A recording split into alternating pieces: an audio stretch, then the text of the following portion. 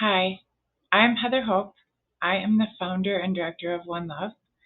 I have made 2 previous videos which explain what One Love is and why it's the solution to the problems of the world and why it'll restore heaven on earth, which is our game plan. But One Love is a big change, and I know that change is hard for people. It's hard for people to change, can be. But if we have a why for changing, which is what Nietzsche said, he who has a why can bear almost any how. And this was quoted by Viktor Frankl, who was a concentration camp survivor. And he noticed that the people that had a reason to live could put up with and live through and survive anything. According to James Baldwin, not everything that is faced can be changed, but nothing can be changed until it is faced. So when we shine light on the darkness of the world, then we can find a solution.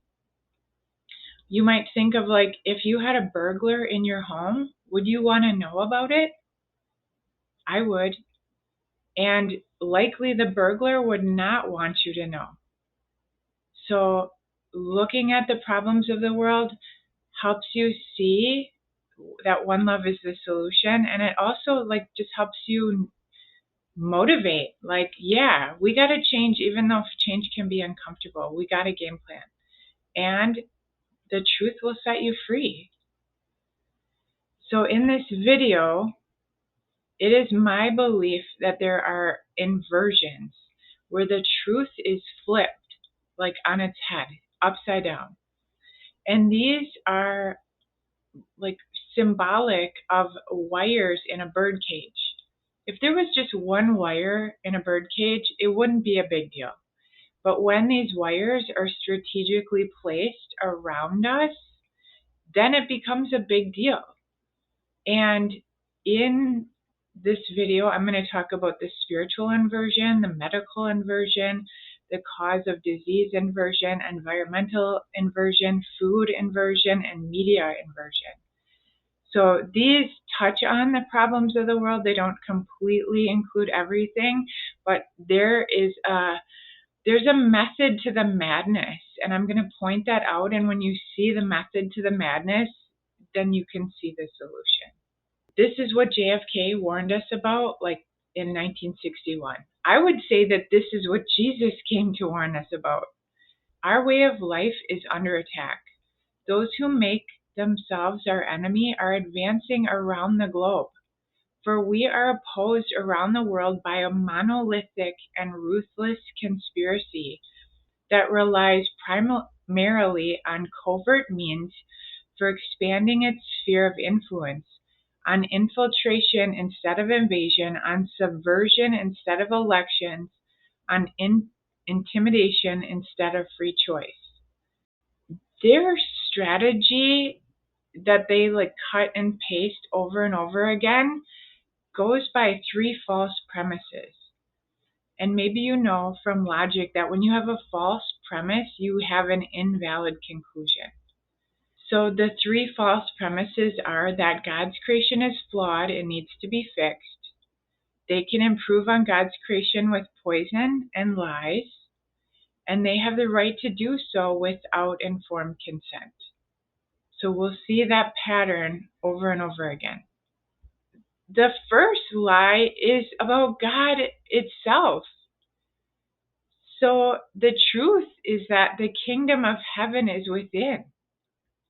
The source of light, the divine, the truth, the wisdom, the power, the glory, all the facets of divinity are within. Your compass that tells you what's true and right and good is within you. And God is love.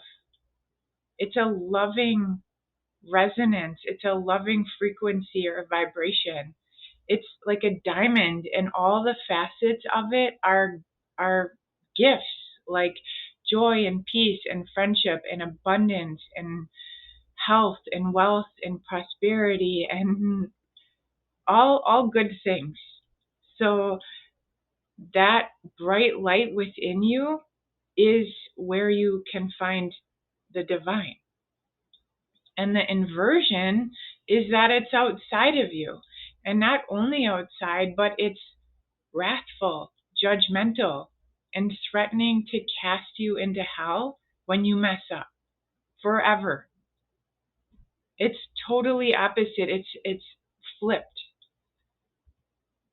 The difference between finding the divine within as opposed to finding the divine without.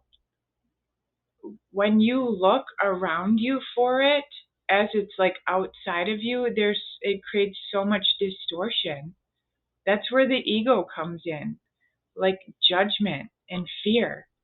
But when you find it and feel it and know it within you as the truth of you, inherent, like forever there, forever light and love, loving and kind, then you're empowered.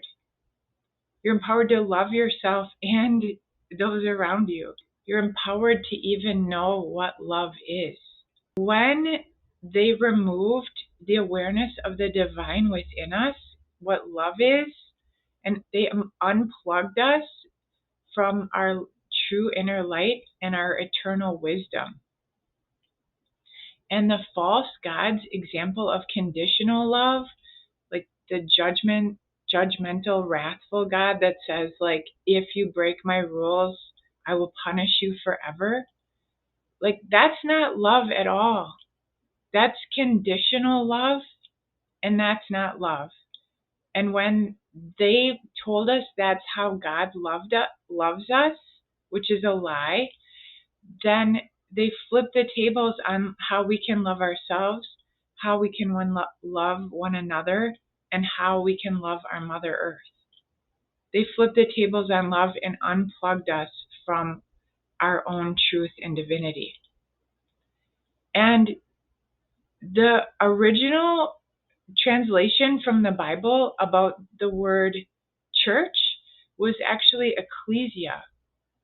It meant the called out ones, the people called out by the divinity, the truth, the wisdom, the light within them, the power of God in the people.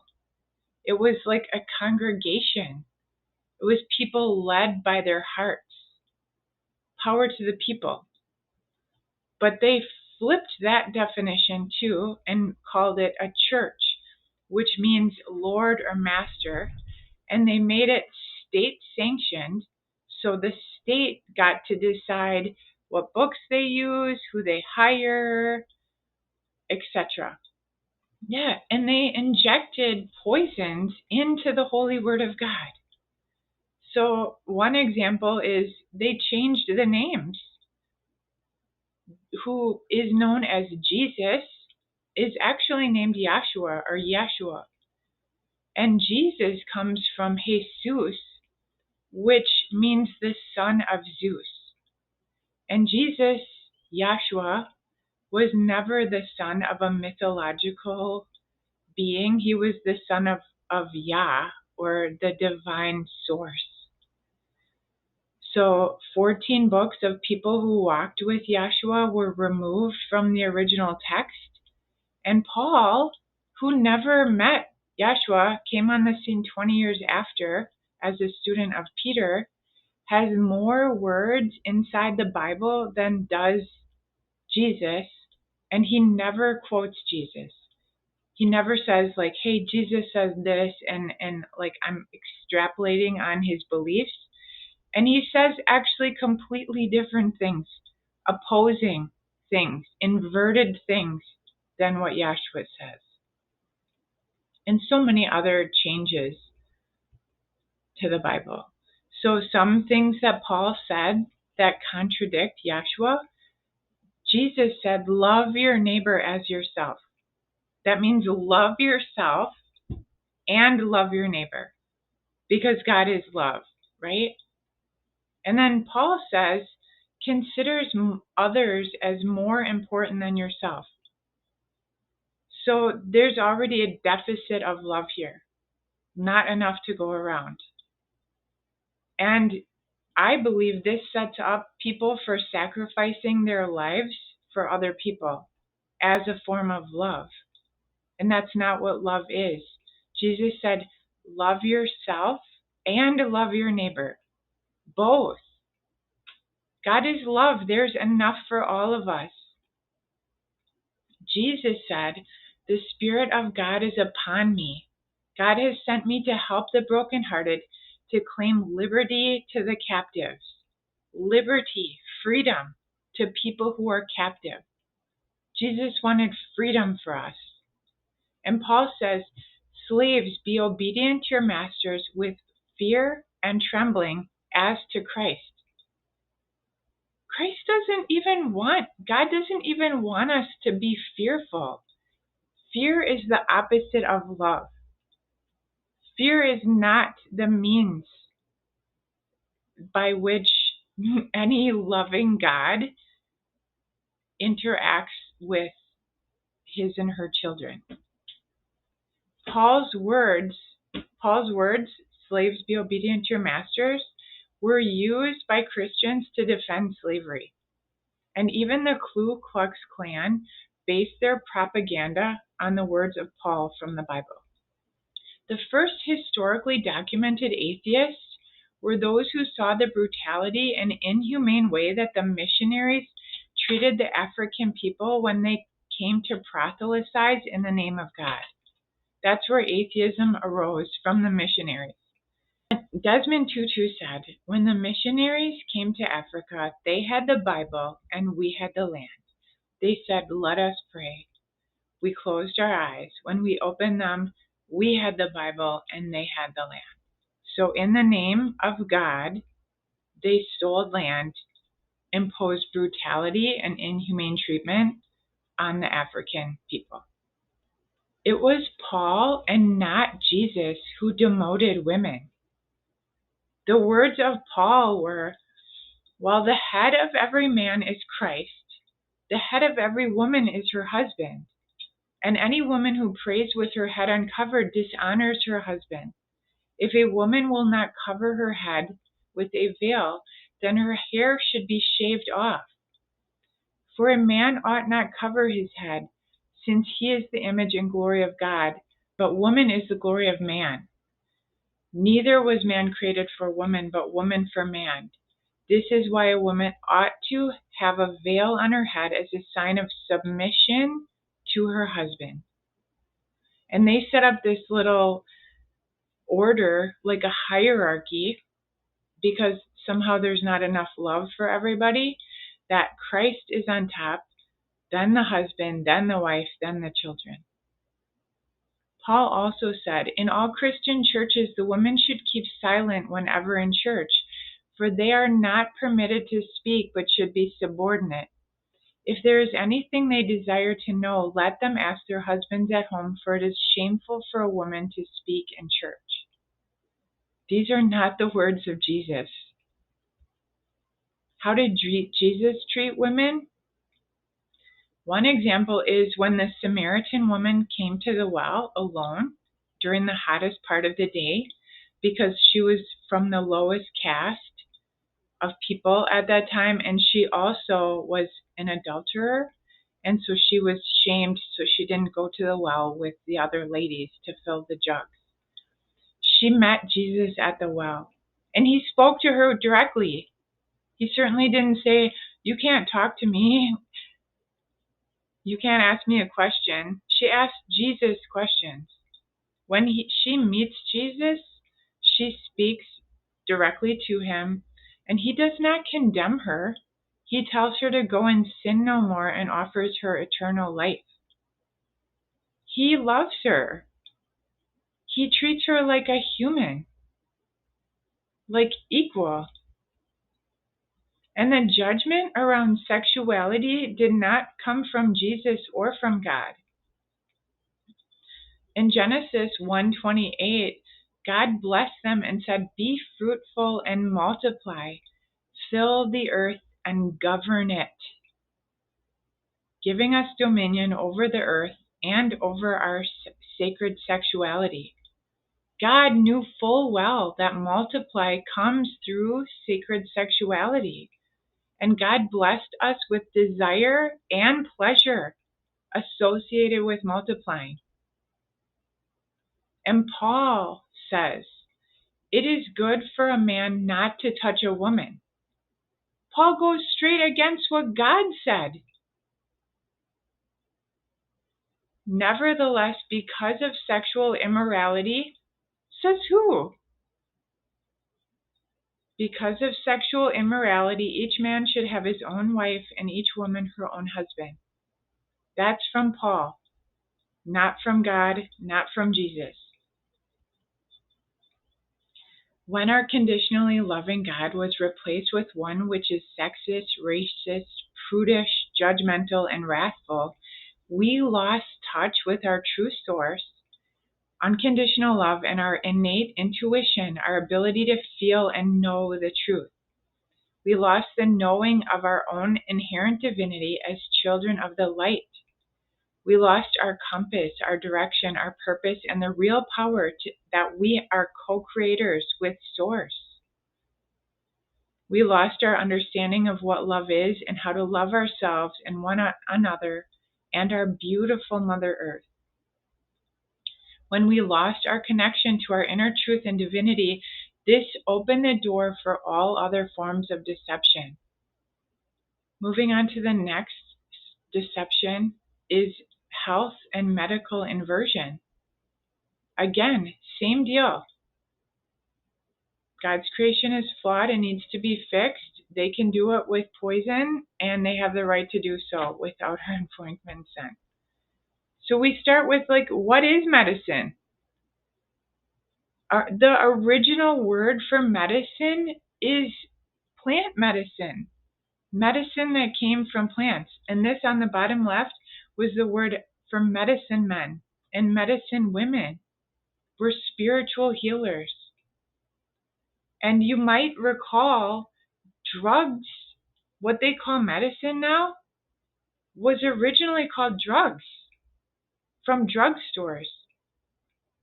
These little pharmaceutical plastic pills are not medicine. They're drugs.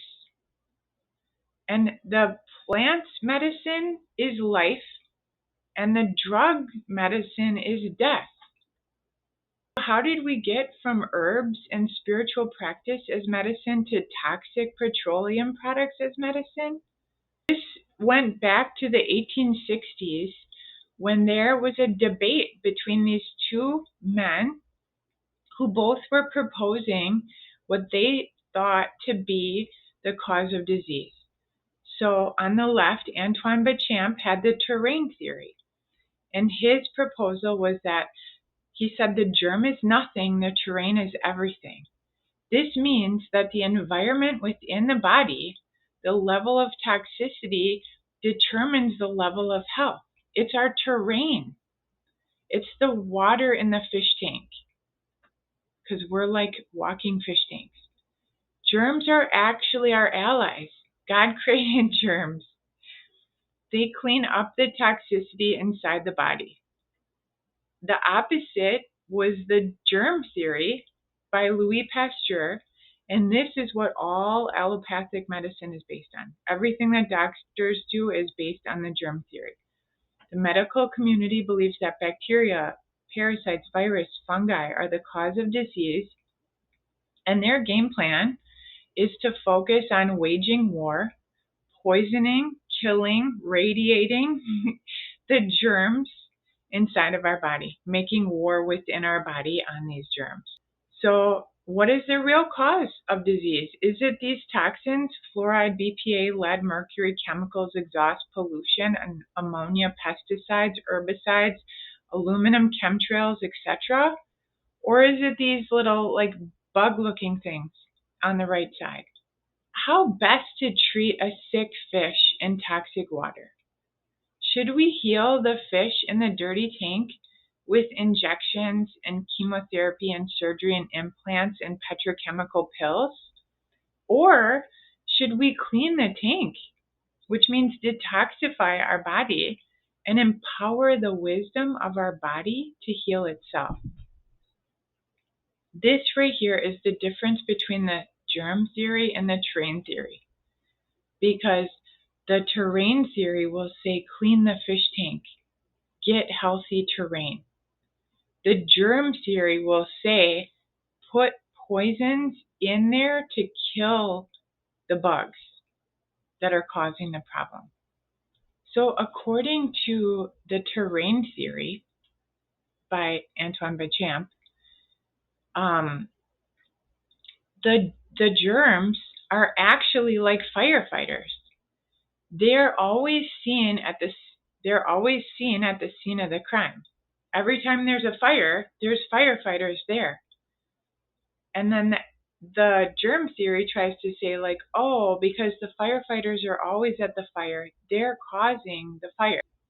They're there, the germs are there because they're trying to clean up. They're like the cleanup crew trying to clean up the toxins. They come to clean up the mess of the toxins in the body. That's why they're always at the scene of the illness. Allopathic medicine blames the firefighters as the cause of the fire, and then they direct their attention at killing the firefighters with poisons, including antibiotics, chemotherapy, radiation, the poisonous ingredients in injections, and petrochemical medications. The additional toxins within the body act like kerosene, exacerbating the original problem of the toxicity, making people sicker and sicker. And how did this happen? How did they completely subvert the truth about medicine? So in around 1900, Rockefeller discovered that petrochemicals could be used to make pharmaceutical drugs from oil. Before that time, natural herbs were successfully used to treat medical conditions. This is from the Yale Journal of Biology and Medicine. So Rockefeller and Carnegie created a medical school to teach and market their petrochemicals as medicines. Then Abraham Flexner, who wasn't a doctor, joined them, and he wrote the Flexner Act of 1910, brought it to Congress. Congress made it law.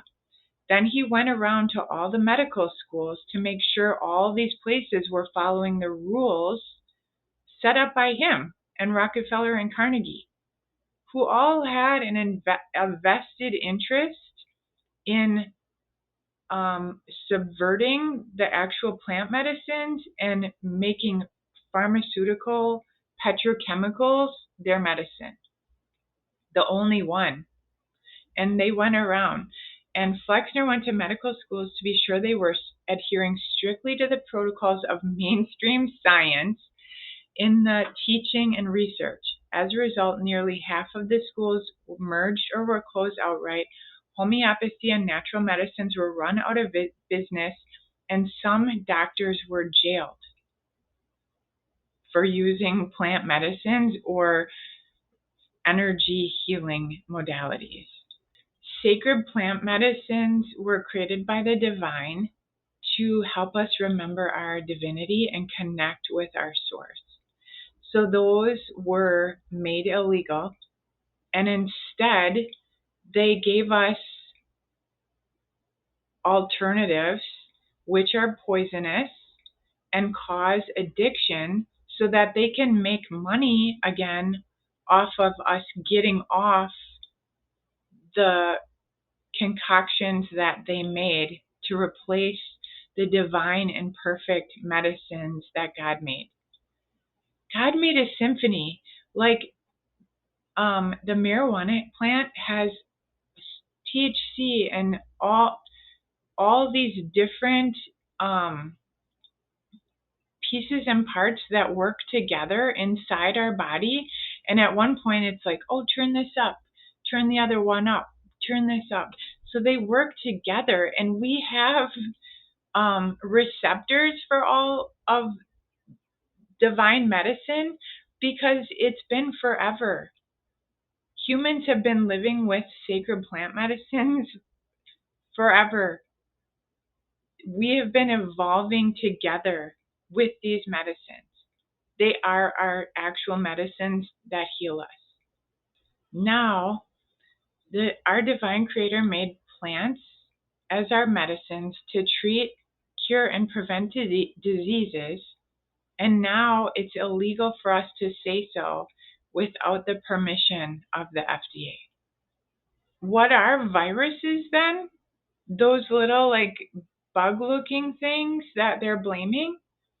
So according to Dr. Thomas Cohen, he says that viruses are actually excretions of a toxic cell that happen when the cell is poisoned.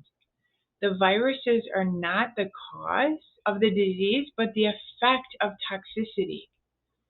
When the cell gets poisoned, they try to purify themselves by excreting debris, which are then called viruses. And no virus has ever been seen or replicated. Nobody has seen a virus and put it in a petri dish and said oh, there it is, and had it make babies and replicate. It's never been seen. What they do is they take these excretions from toxic cells, so it's kind of like garbage that's dumped out, and then they take these garbage and they piece it back together, they guess how it goes back together, and then they call that thing, whatever it was, a virus. And then they shut down the whole world based on that idea, that thing that's never been seen or replicated in its entirety was actually the cause of anything. It's another layer of the insanity that nobody's ever seen a virus. No virus has ever been isolated or replicated. And yet it's blamed for so many problems. And then it's the justification to continue to poison people. So going back again to germ theory versus terrain theory, how's it going? How is, what's their report card? Because if they're based on the false premise, like I said, that the germs are the problem is a false premise, and that's their whole strategy, if that's incorrect, they're probably not doing good, right? So according to Johns Hopkins Medicine, this is from 2016, atriogenesis, which basically means death by physician, death caused by an error from the doctor, is at 2016 was the third leading cause of death in the United States. 250,000 people per year. So breaking that down, doctors are more likely to kill you than drug dealers and mass murderers combined. And yet, this is where many people go. This is where many people have been brainwashed to go for help. To the people, some of the people most likely to kill you. This is an inversion. This is the truth flipped upside down. And if you think how many people are so proud their children are doctors or lawyers,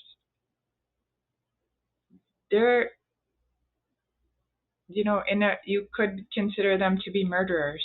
That's the false premise of medicine. That God's creation was the plants. They decided to fix the plants with poison and lies, and they did it without our permission or consent.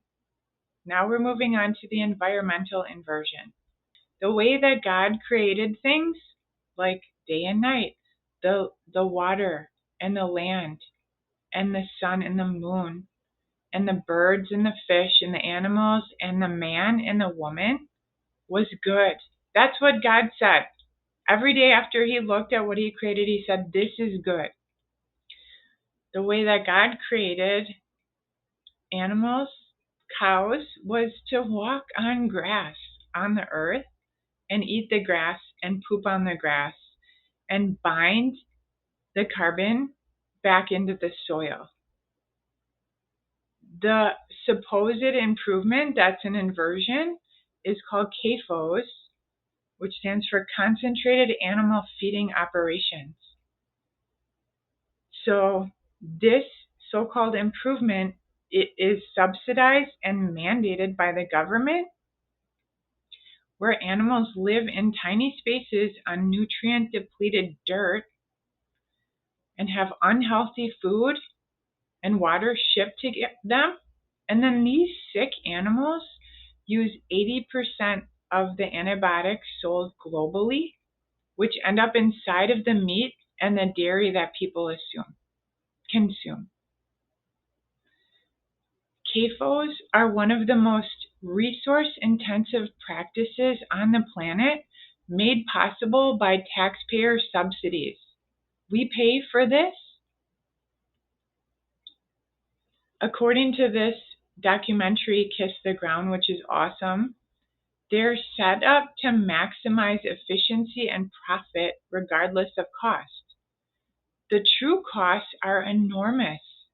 Drought, desertification, carbon emissions, dead zones, disease, and continuously degrading the ecosystem upon which it relies. So this practice is a huge cause of our global warming and environmental problems. Letting the grasses grow and the cattle graze and eat fixes the CO2 emissions problem, according to Kiss the Ground. When livestock roam and feed on the grass, they bind carbon into the soil. This practice done globally would completely negate all current CO2 emissions. So the solution is simple. As always, it's the way that God created it. There is an entire ecosystem below the soil. They're purposely to bind the carbon into the earth. Do you see on the right side under the grass is a whole ecosystem, and those roots have, I think, microorganisms, ribosomes, I forget what it's called, but when the earth is repeatedly sprayed with poisons, herbicides, and pesticides, it kills the beneficial underground habitat created there by our divine loving mother and father to bind the carbon in the soil. That's where the CO2 is supposed to be, under the soil bound. But when we poison it, poison the natural thing that God made for us, that causes the problems. And what about water? So God and Goddess created beautiful, wonderful water for us on this earth. And they fix it, in quotes, by putting poison in it without asking our permission. So Harvard sued the CDC under the Freedom of Information Act and got their research on fluoride, which was suppressed. This research showed that there is 0 levels of safe fluoride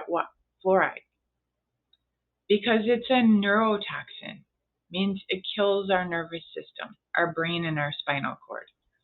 They found that the higher the fluoride concentration in the water, the lower IQ in every state where they studied it. And they knew this. They just suppressed the information. Fluoride is a waste product that is so toxic, it's not allowed to be dumped in landfills, and yet somehow it is routinely added to our water supply, and our children use it to mouthwash in school. Fluorides are listed by the U.S. Agency of Toxic Substance and Disease as among the top 20 of 275 substances that pose the most significant threat to human health.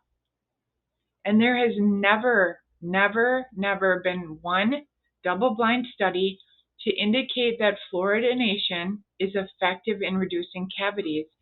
The FDA added a poison warning to toothpaste and cautions that anyone who swallows over a pea size should get medical help or contact the Poison Control Center right away.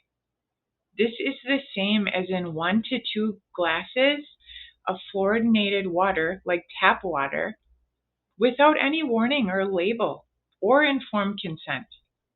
So fluoride actually increases tooth decay. The world's largest study looked at 400,000 students and revealed that the decay was increased by 27%. On to air. So the Creator made humans to exhale carbon dioxide for trees, and then trees to supply oxygen to humans and animals. Their solution for global warming, which they caused by removing the cattle from the soil and spraying pesticides and poisons on the earth, their solution is poison. According to Harvard's geoengineering research program, they define geoengineering as a set of emerging technologies that could manipulate the environment and partially offset some of the impacts of climate change.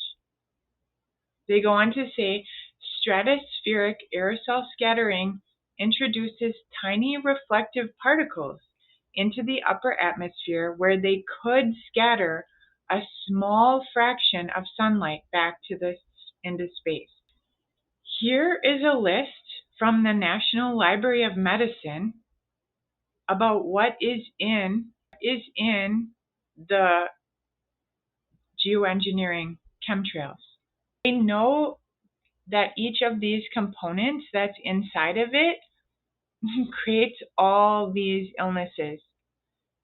Headache, vertigo, amnesia, vomiting, diarrhea, cardiac arrhythmia, weakness, muscle cramps, sudden collapse, laryngeal cancer, carcinogenic, cough, irritation, bronchial damage, death, loss of appetite, headache, irritability, memory loss, dizziness, death, cough, blah, blah, blah. You get the picture.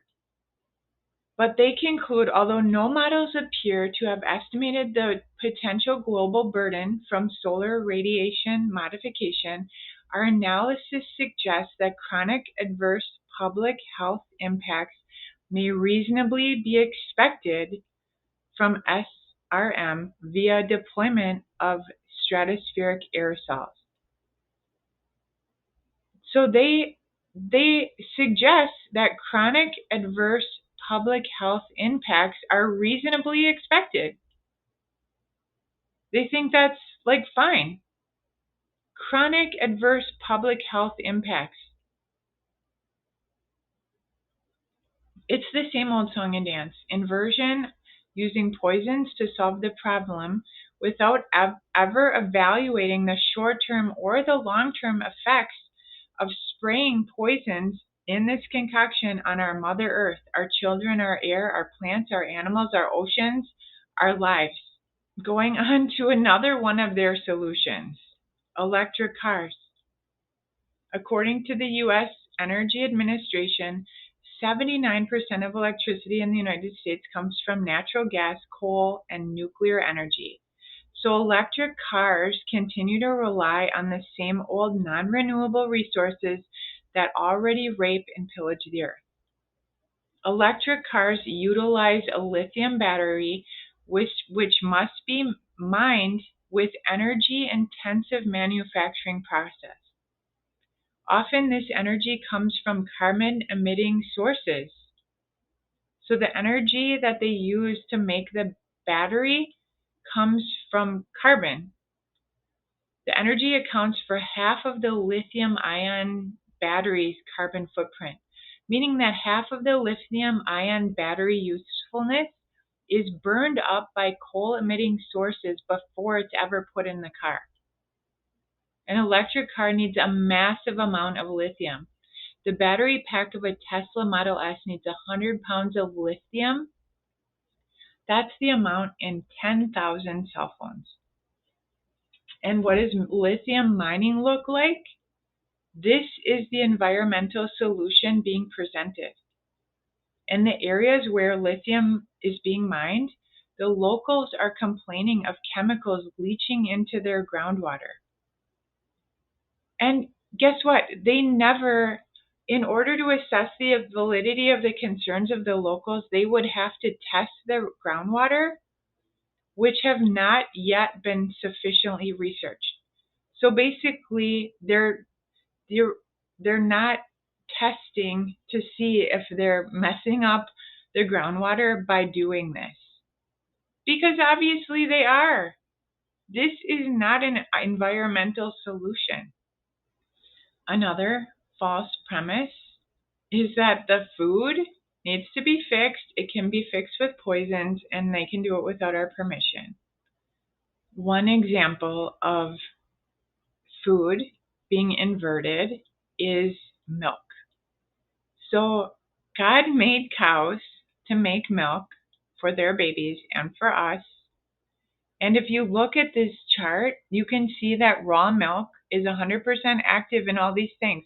Vitamin A, C, E, iron, zinc, B complex, immunoglobulins, calcium enzymes, whey protein, lactoferrin, folate, probiotics, glutathione. All of it totally works, totally awesome. And once you pasteurize it, so that means they heat it up to a certain degree that like kills a bunch of the good stuff, and then they homogenize it. So there's big particles and small particles. That's why milk separates if you don't homogenize it. So because they don't want it to separate, they shove it through. Homogenize means like make it the same size. So they shove the big particles and the small particles through a little hole, which breaks apart all the big particles. And you can see on the right side what happens. Glutathione, totally denatured. Probiotics, 100% destroyed. Folate, inactive. Lactoferrin, 100% destroyed. Whey protein, denatured. The enzymes which help us break it down and digest it, 100% destroyed. You get it. So because of the pasteurization process, from 20 to 50% of American population cannot drink pasteurized milk, but yet most of these same Americans can drink raw milk because it is whole with all of the enzymes and beneficial bacteria present. So the way that the divine made it is healthier. And when they pasteurize it, named after Louis Pasteur, who we saw is all about killing germs. And pasteurized milk is a few molecules away from plastic. It's nearly plastic. And as far as toxicity, the milk basically acts like glue that binds the toxins into our body. It like glues the toxins together inside of us. The definition of food, it's a material usually of plant or animal origin that contains essential body nutrients, fats, proteins, vitamins, and minerals, and is ingested and assimilated by an organism to produce energy, stimulate growth, and maintain life. That's the definition of food. What is called food today is not of plant or animal origin. It's not able to be ingested or assimilated. It does not produce energy, stimulate growth, or maintain life. It contains toxins that create death and decay.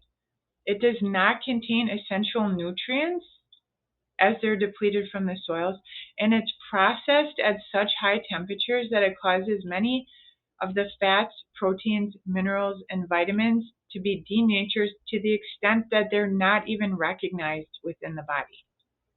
This is not food. This is what the school district near me is giving children. This is why many people are obese and they're actually nutrient deficient and could be starving because they're eating foods that have no nutritional value. And if sugar's in it, it's not a food because it's lethal when ingested by humans. It does not go within the definition that it stimulates growth or maintains life. When it's lethal, it does not maintain life, so it's not food. Sugar lacks the natural minerals present in the sugar beet or in the cane, and it's only empty calories, and it suppresses the immune system for up to 8 hours. So us giving our children those, like that, I'm not even going to call it food, that product for breakfast while they're around all these other kids and their immune systems shut down for the 8 hours that they most need it, is poison. And the process of digesting and eliminating it from the body drains and leaches precious vitamins and minerals from our entire system. So the energy and the nutrients that the body has to use to get it out depletes us instead of stimulating growth and maintaining life. And sugar produces a continuously over acid condition requiring more and more minerals to be taken from the body in an attempt to rectify the imbalance. In order to protect the blood, so much calcium is taken from the bones and teeth that it causes decay and a general weakening, which is the opposite of stimulating growth and maintaining life. Okay, another inversion related to our food is that inorganic foods are covered with glyphosate as a preservative. Like they cut down the wheat and then they spray it once it's down with glyphosate to preserve it, in addition to when it's growing. Because glyphosate is so toxic, it's an herbicide, which means it kills plants and it's sprayed on plants. So in order to spray it on something like soy or wheat, they have to genetically modify the soy or wheat so that the Roundup won't kill the soy or wheat. So because it's so toxic, many plants need to be genetically modified to survive. Bacterial genes are forced into their DNA so that the plants can tolerate Monsanto's Roundup herbicide. Therefore, genetically modified soys also carries a double threat of higher herbicide content coupled with the side effects of genetic engineering. Studies have been done with animals which have linked genetically modified foods with altered metabolism, kidney and liver function, inflammation, and reduced fertility. So according to one study of hamsters fed genetically modified soy, they had slower growth and 5 times higher mortality among their babies. 5 times more of their babies died. By the 3rd generation, they lost their ability to have babies. They could no longer reproduce because they were being fed genetically modified soy covered in Roundup. Even more, some of the 3rd generation hamsters started growing hair inside of their mouth. This is another failed attempt to improve on God's creation. Right. Many of the foods available are genetically modified. Unless it says on the package non-GMO or organic, it's genetically modified. Currently, 64 countries, probably more now, have banned GMOs or require mandatory labeling. It's not that case in the United States. Genetically modified foods began to be marketed in 1994 with no studies done to ensure their long-term safety. Wheat. So while they claim, like this package says that the wheat is organic, it's actually not. They claim wheat is not genetically modified because they don't use the normal process that they call genetic modified. They use something else called mutagenesis.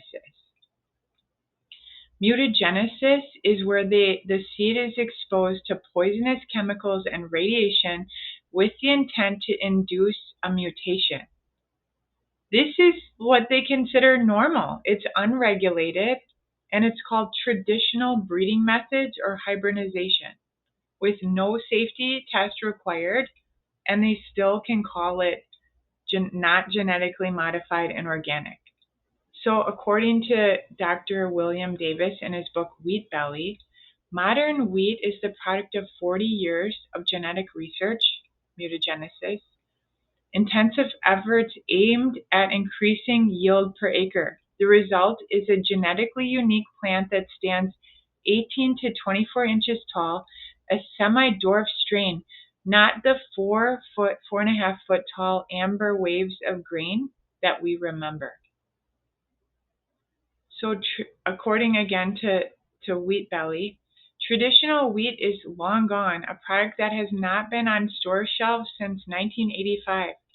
The genetic distance modern wheat has drifted from its ancient origins exceeds the difference between chimpanzees and humans, and yet it is still labeled non-GMO and organic. The effects of wheat gluten are that it damages the GI and creates leaky gut. So the toxins that get into our gut can get into our brain. It causes malabsorption of vitamins. So the limited vitamins that are available in the food, because they're grown on soil that doesn't have nutrition anymore, even less of those vitamins can be absorbed because of the gluten, and it alters our gut bacteria. And a lot of people believe that the health of our gut is directly correlated to the health of our body and the health of our brain and our mental health. And why is organic food so expensive? People complain organic food is expensive, and why is it? So only foods which are genetically modified and covered with poisonous herbicides are subsidized by the government. Organic foods are charged large fees to prove that they meet the government's organic standards. Because organic farmers must pay additional money and are not subsidized, this cost is passed on to consumers, making it harder and more expensive for people to obtain healthy food which don't poison the earth or themselves. So this, again, is all part of the inversion. God created food, wheat, everything, and they're supposedly improving on it and making it, basically mandating it and subsidizing poisons only. What I've covered so far is just the tip of the iceberg of the problems, and by no means a comprehensive list to the ways that our freedom, health, and well-being are routinely threatened. Some additional subjects that could have been covered are the education system, politics, the prison system, Wi-Fi, campaign finance, COVID, vaccine policy, World Health regulations, and the perpetuation of racism and sexism and competition over cooperation by the media. So I do believe that all of these issues have the same premises, though. That the way God did it was the right way. The way, like, God and Goddess created this beautiful paradise garden for us. And when we align with the truth, the divinity, remember, God said it was good what was created. And when we align with that, as opposed to the lies and the poisons, then we're on the right track. We're going back towards heaven on earth. So this web of lies and deception has surrounded us and been ever encroaching upon us for generations. So don't feel bad if you don't see it, because we've been surrounded by it like a fish in a water.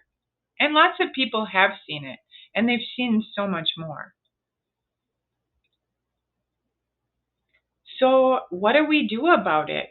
In addition to one love, one thing that we have to do is recognize we're surrounded. Our response to their attack is the death ground strategy, which means we have to realize that we're surrounded on all sides by a monolithic and ruthless conspiracy group of individuals who have no interest in our health, well-being, or our God-given rights to life, liberty, and the pursuit of happiness. When we allow ourselves to acknowledge the full scope of this situation, then we can act accordingly. It's like the Wizard of Oz. They have projected themselves as great and powerful wizards, but it's deception. We, humanity, make up 99%. And we run the show, really. It's our energy, it's our creativity, it's our brilliance, it's our work, it's our lives that make everything function. It's the power is actually in the hands of the people. It's only when we contribute to the lies and this deception, when we work for them, that we harm ourselves. And there that we realize that it's us against them, but not me against you. They have been perpetuating a fight among us forever. Men against women, women against men, black against white, white against black, rich against poor, poor against rich, old against young, young against old. Yeah. But again, our 99% of energy is what makes the world work. When we direct our energy, our life force to what we want, to create community, we can take the world back. It'll be easy, peaceful, and fun. So who are these people? And what are we going to do about it? So I feel that it's not helpful to state people's names, because if it wasn't those people, it would be somebody else in their place. These people are just puppets anyway. So it's most important for us to focus on what we can do about it and what is our role in this dysfunctional dynamic. So some characteristics of what I'm calling the monolithic and ruthless elite: they lie and manipulate with no sense of remorse. They change reality to suit their agenda and blame the other person for the issue. They treat others as something they own and can utilize in whatever means best serves their needs. They expect other people to do what they want without questioning them, and they use manipulation tactics to take advantage of others to get what they want. They lack empathy and are unable to recognize the needs or feelings of others. They have a sense of entitlement to intrude on every part of others' lives. In their eyes, the main purpose of others is to serve their needs, and they believe they are superior to others and expect to be recognized as superior even without achievements. This is actually a list of characteristics of a narcissist, which I'm totally aware that that term is overused, but as a professional counselor, I am using it in a clinical way and not just as a colloquialism to mean someone who is self-centered. I'm using it in a different way. I've noted glaring similarities between the narcissist and those perpetuating the previously mentioned atrocities against humanity. What to expect in a relationship with a narcissist? Abuse. Abuse is being routinely poisoned, as we are, and lied to. Constant controlling and monitoring. No is not an acceptable answer. Maybe you could remember 2020 when no was not an acceptable answer. They won't take responsibility for their actions. They drain all life and spirit. And they have their own reality and lie to protect themselves. Typical feelings of people in relationships with narcissists. And I feel like, as a professional counselor and a human, I feel like this is the vast proportion of society. in the United States. Feeling like you're not good enough, sense that you're losing your mind, feelings of helplessness and hopelessness, sadness and depression, anxiety and a sense of being unsettled, mental and emotional exhaustion. This to me is like the normal state of humanity right now, because collectively we are in a abusive relationship with narcissists. Collectively. I have noticed this as a counselor, especially since 2020, when many people woke up and became consciously realizing how little power we have over our own lives. Power to go to work or to church or to breathe oxygen or to celebrate holidays with families, or whether or not you have the right to choose what is injected into your body. Many people feel this and numb themselves with TV, addictions, phone, pornography, gambling, prescription drugs, etc. Because they are aware subconsciously or maybe consciously and pushing it down. They're aware that there is a burglar in their house, but they're too afraid to face it and look at it. But it is when we face it that we can deal with it and we can find a solution. What is our role in this? The counterpart of a narcissist is someone who is codependent. So to me, I think of all the actually sweet and loving people who chose to be injected for like taking care of other people so they won't spread it or whatever. Like that's codependent. Like their belief is that their life can be sacrificed for other people. Just like Paul told us, Paul from the Bible said, take care of other people instead of yourself. So the giving, sacrificial, and passive nature of the codependent person matches perfectly with entitled, demanding, and self-centered traits of a narcissist.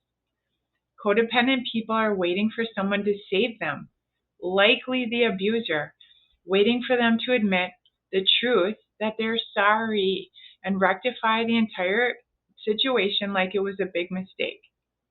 This seems quite childish because it's based on childhood trauma of people wanting to be recognized, seen, and heard and cared for.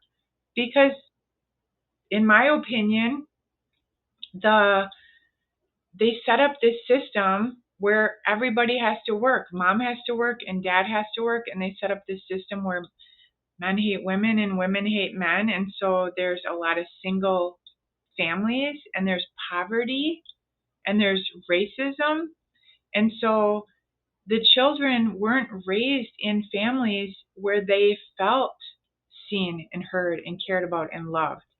And like I said, people don't even know what love is or how to love each other. So children need love. So because they didn't have this, they have this wound and they grow up to be codependent, where they want to see the best in the other person, and they want to think like, oh, these elite people or whatever, they made a mistake. Oh, they're trying to spray whatever on our oxygen to make us better, or oh, they would never put neurotoxins in our children, in our water, in our drinking water, and have our children mouthwash. It must be a big mistake. That is what codependent people think because of their own childhood trauma and because of their own wounds. So how do we be in a relationship with narcissists? We set clear boundaries. We decide what is right for us and say like, no. We can say no. That's a clear boundary. We develop a support network. That's a big part of what One Love is. Don't argue or confront. Prepare ahead of time if you choose to leave. Beware of gaslighting, making you doubt your own reality. Like them saying, like calling some people conspiracy theorists. That's gaslighting. because it's saying people who are questioning the narrative are crazy.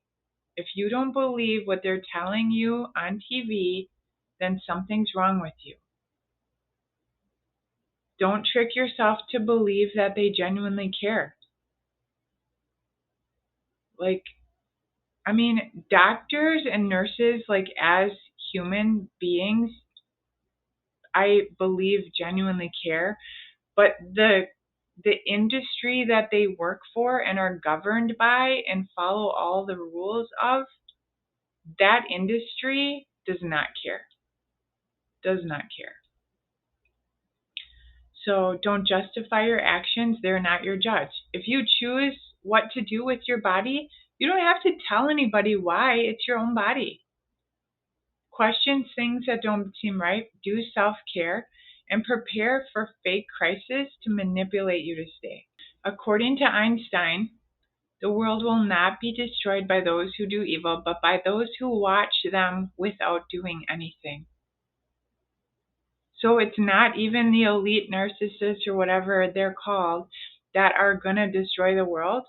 It's all the other people that are going to stand by and do nothing and believe in them or watch The Bachelor or football or whatever it is and like tune out, who are going to let it happen, who are going to continue to purchase food and give money to the industries that poison our soil. We must be the change we wish to see in the world. We have to free ourselves. We have to be our own heroes. To get the truth that we've been waiting for, we have to speak it. If you think that you can just vote every 4 years and then sit back and think like some dude's going to take care of everything, that is not going to work. It has not worked. That's suicide. If you keep waiting and think someone's going to save you like Biden or Kennedy or Trump or whoever, no. We've seen that over and over and over. That does not work. We keep going deeper into the hole of being poisoned. The bird cage I was talking about, the wires are getting closer and closer. So what is it that you plan to do with your one wild and precious life? Are you going to give your energy to the death and destruction of your life, your health, the health of your children, grandchildren, the earth, and all of the animals? Or will you give your energy to the resurrection of everything divine, holy, and sacred, and the restoration of heaven on earth? If you chose the latter, please join me at One Love. I got a game plan for this. It is divinely inspired. It was a revelation that continues to unfold within my consciousness that I'll be there no matter what. So one love, of the people, by the people, for the people. Please subscribe. Please share this video. The poison ship is sinking. This, and One Love isn't even like a life raft. It's paradise on earth. That's what I'm creating. That is what is divinely inspired in me to bring forth now. So thank you so much for watching this video. If you would like to donate, of course, we need money to restore heaven on earth. Our next goals are to get all of our documentation for our private membership association and also to get a website up so that we can meet each other and know each other and connect. So you can donate at the link below, and we would be so grateful. And if you have not already, please check out the 2 videos which explain the solution to the problems that I listed. Again, I'm Heather Hope. Thank you so much for watching and listening. Please leave comments. May you be blessed now and always. One love.